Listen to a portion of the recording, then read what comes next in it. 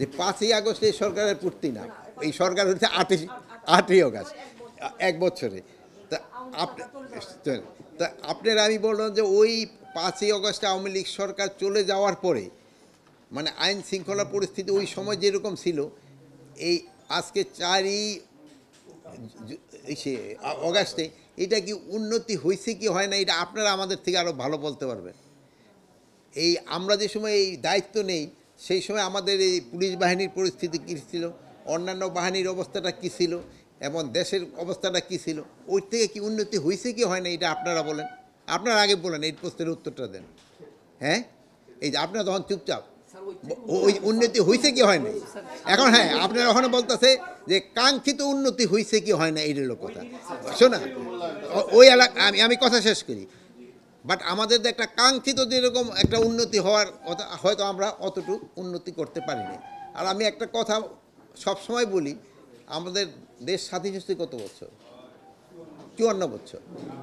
আইন শৃঙ্খলা পরিস্থিতি যে খুব ভালো, এই ৫৪ বছরে আমাদের কোনো মিডিয়ায় বা কোনো কিছুতে বা সাধারণ পারসেপশনও আছে কোথাও যে আমাদের আইন শৃঙ্খলা পরিস্থিতি খুবই ভালো। আমাদের আইন শৃঙ্খলা পরিস্থিতি মানে জনগণের মানে এই ডেভেলপ কান্ট্রিগুলি স্পেশালি স্ক্যান্ডিনেভিয়ান কান্ট্রিগুলির সাথে তুলনা করেন, আমাদের ওই স্ট্যান্ডার্ডে আমরা কোনো সময় যেতে পারি নাই। আমরা হয়তো দোয়া করব আমরা না পারি, হয়তো ভবিষ্যতে যারা তারা যেন যেতে পারে, আমরা তো ওই স্ট্যান্ডার্ডে যেতে পারিনি।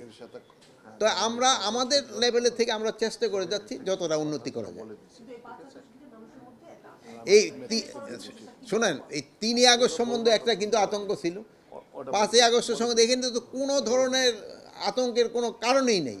আল্লাহ দিলে সব কিছু সব প্রোগ্রাম হবে এবং সব ভালোভাবে হয়ে যাবে আল্লাহ দিলে। এটা আপনাদের সাহায্য এবং সহযোগিতা দরকার। আপনারা বিভিন্ন জায়গাও কভার করবেন, আপনারা দেখবেন যে সব কিছু আল্লাহ দিলে ভালোভাবে হয়ে যাবে। সতর্কতা তো সরকার তো সব কিছুর ব্যাপারেই সতর্ক থাকতে হয়। এই সতর্কতার জন্যই তো আমরা এই বিভিন্ন মিটিং টিটিংগুলি করি এবং আপনাদেরও বলি যে আপনারাও আমাদের সাহায্য করেন। বিশেষ অভিযানটা পুরো দেশেই চলতেছে, যেহেতু হয় কি এইটা ইলেকশনের আগ পর্যন্তই চলতে হবে। যেহেতু হয় কি আপনারা তো মানে অস্বীকার করতে উপায় নাই যে আমাদের যে পরিমাণ হাতিয়ার চলে গেছে আমরা তো সব উদ্ধার করতে পারি না। এইগুলো উদ্ধার করার জন্য তো আমাদের চেষ্টা সবসময় জারি আছে, চেষ্টা করতে হয়। কিন্তু হয় কি বিভিন্ন একটা হলো হয় এই সব বিভিন্ন অনুষ্ঠানগুলি হইতে গেলে অন্যান্য ক্রাইমগুলি আবার দিকে, যেহেতু বাহিনীতে একটা আপনারা এক কাজে লাগলে এখন আপনি কোন মিডিয়ার থেকে আসছেন? News twenty. আপনারা যেমন এখন যদি আরেক উপদেষ্টা করে আপনি তো যাইতে পারতেছেন না। তো মানে অন্যান্য এইগুলি যেসব হয় সেসব বাহিনীগুলি একদিকে হয়ে কনসেন্ট্রেট করলে আরেক দিক দিয়ে আবার ইটা বেড়ে যায়। আরেকটা জিনিস হচ্ছে যে আপনারা দেখছেন যে আমি গত শনিবার ওই মোহাম্মদ অনেক ছোটো বাচ্চারা 4টারে ধরা মানে জায়গা ইসে দেওয়া হবে, তারা আসছে কিসে, আমি কেন তুমি কেন চাপাতি নিয়ে মারতে গেলা? বল স্যার ওই আমারে যাওয়ার সময় পায়ে দেওয়ার ন্যাং মারছিল। মানে এখন এই যে এইগুলি মানে আগে কিন্তু এরকম ছিল না, যে মানে একটু ন্যাং মারছে দেখাই 4 জন লোক এসে যাইতেছে তারা চাপাতে দিয়ে মারার জন্য, হয়তো সামনাসামনি পাইলে হয়তো কবই দিয়ে দিত। মানে এইগুলির ক্ষেত্রে আমাদের জনগণেরও সচেতনতা বাড়াইতে হবে, আর মা বাবা আত্মীয় স্বজনও তাদের বুঝাতে হবে এইগুলি যেন না হয়। মব ভায়োলেন্স আপনার কাছে একটু জিজ্ঞেস করি, আগের থেকে কমছে কি কমে নেই? মব ভায়োলেন্স তো কমছে, এটা আস্তে আস্তে একেবারে এলিমিনেট হয়ে যায়। আমরা এই মবের ক্ষেত্রে কোনো ধরনের ছাড় আমরা দিব না। কে অংশ নিবে না এটা আমার স্বরাষ্ট্র মন্ত্রণালয়ের প্রশ্ন না।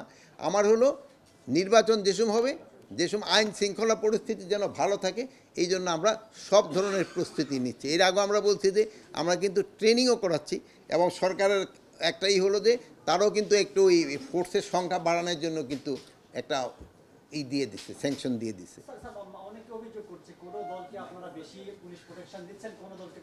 আমরা সবাইরই সমান এই প্রোটেকশন দিচ্ছি। এই জন্য যে বেশি ভালনারেবল তারা একটু বেশি প্রোটেকশন দেওয়া হয়, যে একটু কম ভালনারেবল তারা একটু কম প্রোটেকশন দেওয়া হয়। যেমন আপনার আল্লাহ দিলে কেউ ভালনারেবল না, আপনার কোনো প্রোটেকশনই দরকার হয় না।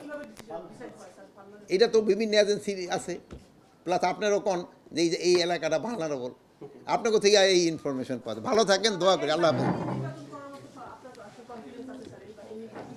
এই বাহিনী দিয়েই তো নির্বাচন হবে আল্লাহ দিলে, আমার খুব ভালোভাবে হবে নির্বাচন।